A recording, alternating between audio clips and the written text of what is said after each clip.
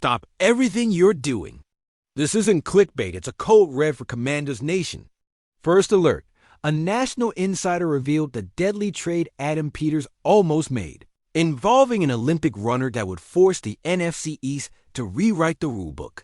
Yeah, that panic.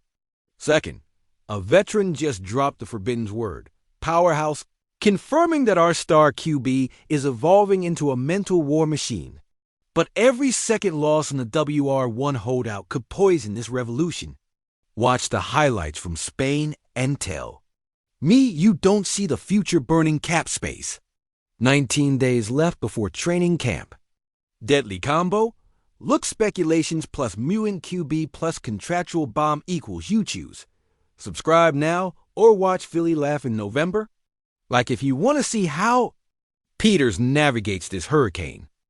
Let's start with something that's got everyone talking, but has me completely divided Commanders fans. CBS Sports is playing with our minds in a way I've never seen, and I need to be completely honest with them about what this means for our franchise. A writer named Cody Benjamin just published an article basically wondering what would have happened if Adam Peters had pulled off a trade for Tyreek Hill from the Miami Dolphins instead of bringing in Deebo Samuel. And I tell you, when I read this, my mind started imagining possibilities that gave me chills. Can you imagine that? Just thinking about Jaden Daniels throwing deep to the cheetah and Terry McLaurin at the same time brings an indescribable excitement. Benjamin wrote textually that we should imagine Daniels airing it out to both Hill and McLaurin in 2025. And I ask you, can there be anything more terrifying for NFC East defenses? But here's what really caught my attention, and why I think Benjamin is touching on something important. He mentions that Peters wasted no time building around our Rookie of the Year, and that's the absolute truth. The man brought in Deebo Samuel and Laramie Tunsil immediately, proving he understands we have a window of opportunity with Daniels. Now, here's where speculation gets really interesting. Benjamin suggests that if Samuel had gone to Houston, as many media outlets were reporting, Washington would have had to look for alternatives. And with all the salary cap space we had, inviting Hill's elite speed would have been a real option. Analyze this from every possible angle, and the reality is that Hill spent all last season making public noise about leaving Miami. Remember all those mysterious statements on social media? The "I'm out of here" after the playoffs? The guy was practically begging to be traded. And here's what drives me craziest here with Daniels showing he can throw any distance. With that arm that already demonstrated against Chicago in that historic Hail Mary, that still gives me chills. Imagine that connection with Hill's pure speed. Defenses would have to respect the deep ball constantly, opening the field for McLaurin, Ertz, and the rest of our playmakers. But I also have to analyze why this was just speculation and probably never a real possibility. First, the cost. Hill would not only have required significant draft picks, but also a massive contract that could have limited our flexibility for other moves. Peters clearly preferred Samuel's versatility, and honestly, I understand why. Deebo Samuel is more complete than Hill in many ways. He can play from the backfield, is more physical on intermediate routes, and doesn't bring the off-field drama that Hill sometimes can. Peters built a specific team culture, and Samuel fit perfectly into that vision. Also, I think there's something Benjamin didn't fully consider: chemistry. Daniels and Samuel have been building that connection since day one, and we've already seen flashes of how special that combination can be. With Hill, we would have had to start from scratch with a receiver who already has his quirks and established preferences. But I can't deny the idea is fascinating. Hill stretching defenses vertically, while McLaurin destroys inside, and Samuel creates mismatches from multiple positions, would have been something never seen before in the NFL. 3 elite receivers with completely different skill sets, all fed by a quarterback with Daniels' natural talent. And here's the crazy part. We're going to see exactly what we miss when the Dolphins come to Madrid in November for the International Series. I can already imagine our defense, which has improved considerably, preparing to contain that speed. But I also imagine Hill seeing what we have offensively and wondering what could have been. The reality is, I prefer having Debo on our side over facing Hill twice a year, as it would be if he had gone to Dallas or New York.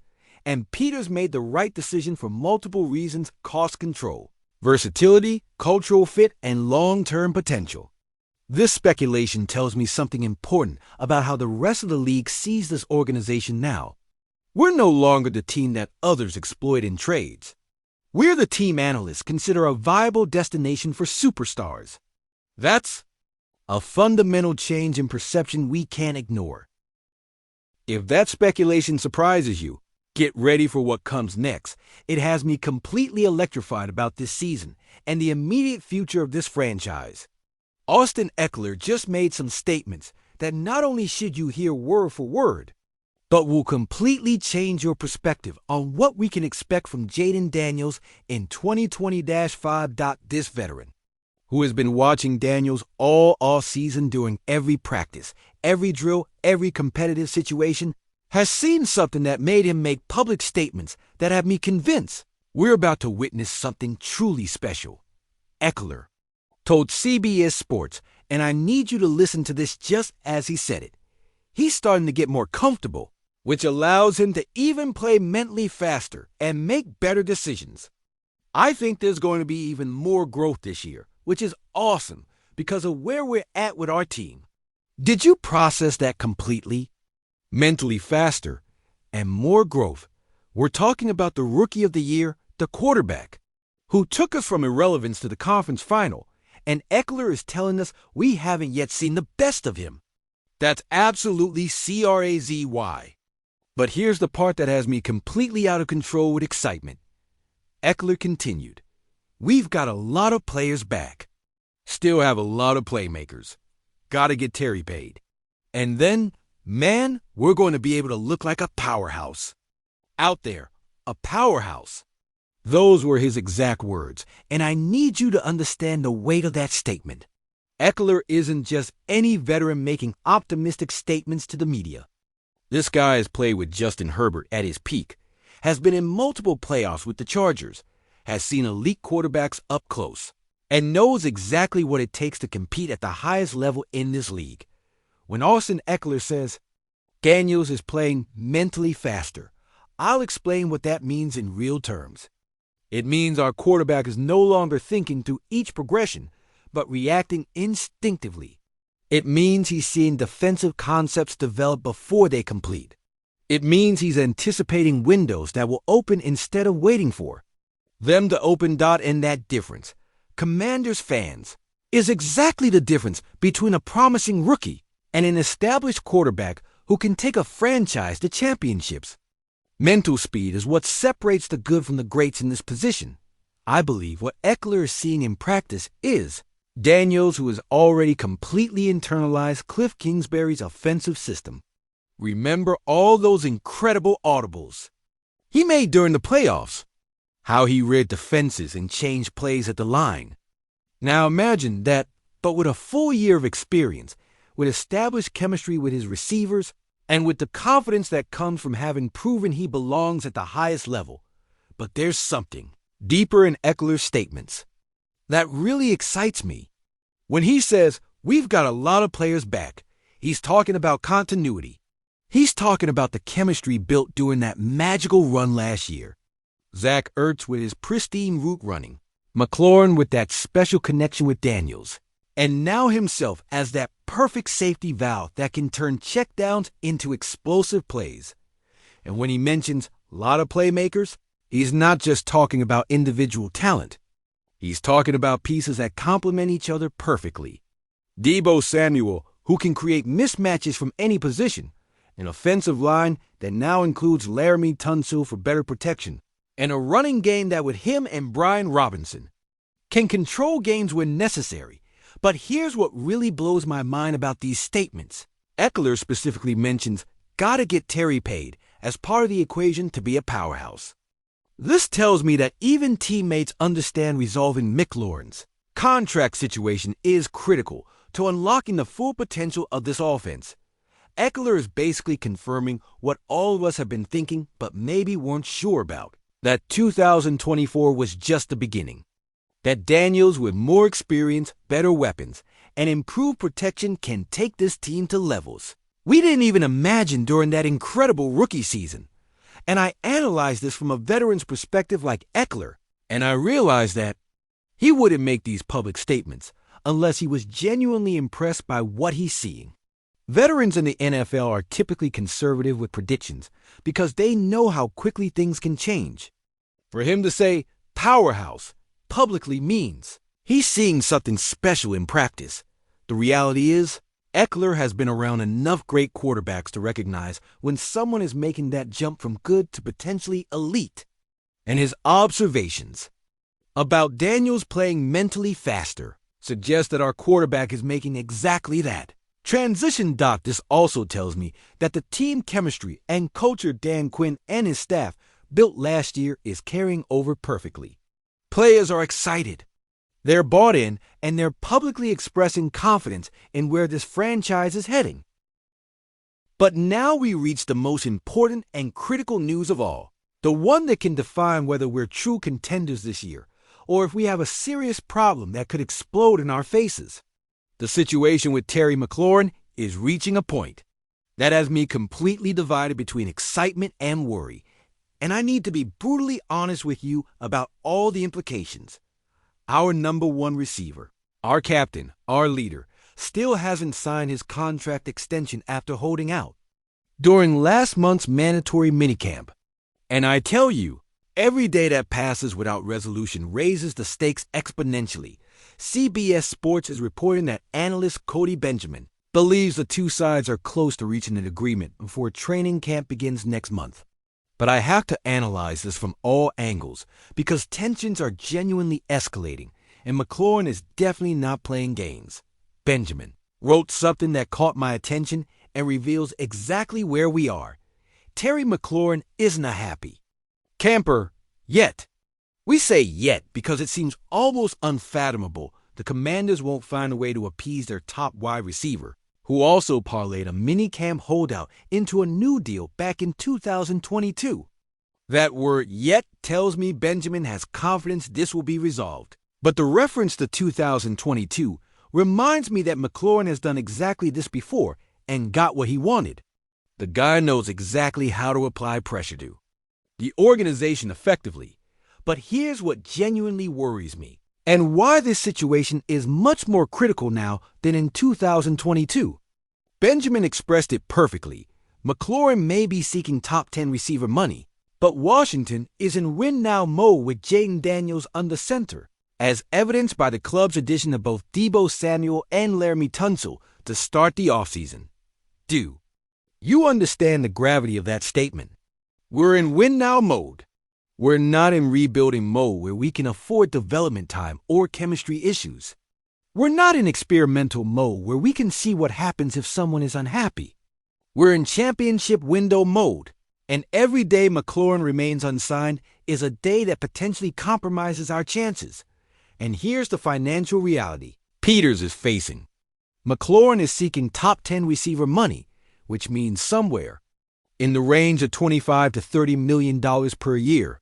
To put that in perspective, that would be an enormous investment that would significantly impact our salary, cap flexibility moving forward. But I analyze this and honestly believe McLaurin deserves every penny he's asking for. Why? Because after what he did last year with Daniels, after how he became that reliable target during our magical playoff run, after demonstrating he can be a true number one receiver at the highest level, he has earned the right to demand top tier compensation. The chemistry between Daniels and McLaurin isn't something that can be easily replaced. Throughout Daniels' rookie season, McLaurin was that consistent presence, that safety blanket, that receiver who always seemed to be in the right place when Daniels needed him most. That connection is invaluable and cannot be replicated overnight with another player. But here's where my worry really kicks in. The deadline everyone is watching is July 22nd. If there's no agreement by that date, McLaurin could extend his holdout in the training camp, and I tell you that would be potentially catastrophic for a team trying to build on last year's success. And do you know what missed training camp time means? Fewer reps with Daniels, less chemistry development with Deebo Samuel, less time to perfect route timing, and potentially starting the season without being at full capacity. For an offense expecting to take another step forward, that could be devastating. The reality is Peters finds himself in a position where he has to balance multiple factors. First, keeping McLaurin happy and ensuring he feels valued by our organization. Second, managing salary cap implications for future years.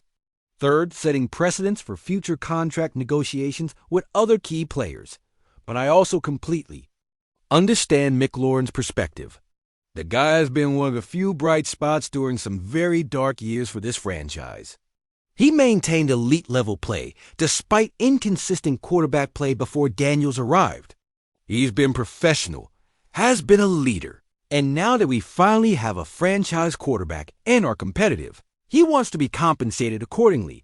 And here's something that makes this even more critical: Austin Eckler specifically mentioned gotta get Terry paid in his recent comments about being a powerhouse. That tells me even teammates recognize resolving this situation is essential to unlock the full potential of this offense.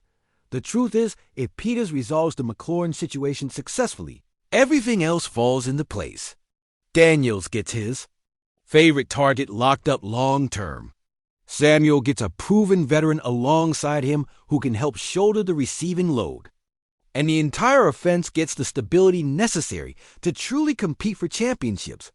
But if this drags into training camp, if McLaurin misses significant practice time, if there's tension between player and organization heading into what should be our most important season in decades, then we could be looking at a situation that undermines everything this franchise has built over the past year. I honestly believe Peters will find a way to get this done. The general manager has already demonstrated he understands the importance of keeping key players happy. He brought in Samuel and Tunsil immediately, showing he's willing to make significant investments when necessary. And the financial reality is, with Daniels still on his rookie contract, we have cap space available now that won't be there in future years. Locking up McLaurin now, even at top 10 receiver money, makes sense both from a competitive standpoint and from a long-term financial planning perspective. But every day that passes without resolution increases the anxiety level for this entire fan base. We've waited so long to have a team this competitive, to have a quarterback this talented, to have hope this genuine. The thought of chemistry issues or holdout drama potentially derailing our championship aspirations is genuinely terrifying. And that brings me back to Austin Eckler's comments of being a powerhouse. To truly achieve that level, to truly compete with teams like Philadelphia and Dallas in our division, we need every piece working together perfectly. McLaurin signing his extension isn't just about keeping one player happy. It's about completing the foundation for what could be a truly special season. Commanders fans, these 3 news items are showing us exactly where we stand as an organization and what lies ahead. The speculation about Tyreek Hill reminds us there are always what-ifs in this league, but it also confirms we're now seen as a legitimate destination for elite talent. Austin Eckler's comments give us genuine hope about Daniels' continued development and the potential for this offense to reach powerhouse status. Coming from a veteran who has seen great quarterbacks up close, these observations carry significant weight. But the McLaurin situation remains the most critical factor that will determine whether all these possibilities become reality or remain just potential. Peters needs to get this deal done, and soon. Which of these news stories has you most excited? Which one worries you the most? And more importantly, what do you expect to happen with McLaurin in the coming weeks? Let me know in the comments. And if you want to stay updated on every development, every rumor, every important moment of this potentially historic season, then subscribe, because this franchise is on the verge of something truly special. Hail to the Commanders!